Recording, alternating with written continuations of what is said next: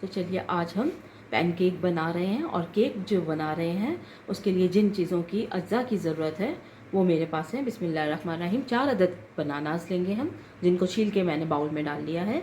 Oats है मेरे पास 1 पाव तकरीबन। 5 टेबल स्पून मैंने शहद लिया है।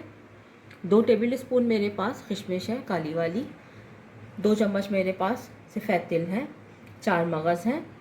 सिनेमन पाउडर, दालचीनी का पाउडर है 1/4 टीस्पून। ग्रेप्स लिए हैं मैंने रेड और ग्रीन में। फ्रेश क्रीम है।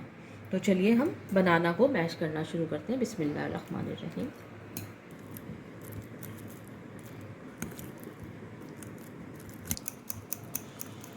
यहाँ पे बनानास मैश हो चुके हैं।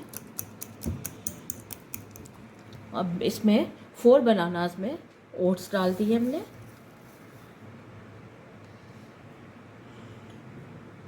किशमिश डाल दी। शहद डाल देंगे हम। सिनेमन पाउडर, दालचीनी का पाउडर मिक्स करेंगे।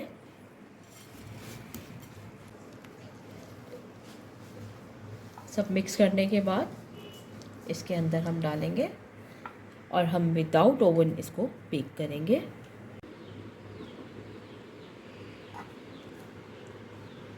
चलिए अब इसको हम देशके में बेक करने के लिए चलते हैं। मैंने नमक बिछाया है और इसे प्री हीट कर लिया है। अंदर एक कोई लोहे की प्लेट हो या जाली हो, मैंने स्टैंड रखा है, आप लोग भी कुछ इस तरह सा कर लीजिए। इसको यहाँ पर 25 मिनट्स के लिए मैं कवर कर दूँगी। चलिए मेरे प्यारे व्यूअर्स, तो हम 25 मिनट्स के बाद आ गए हैं।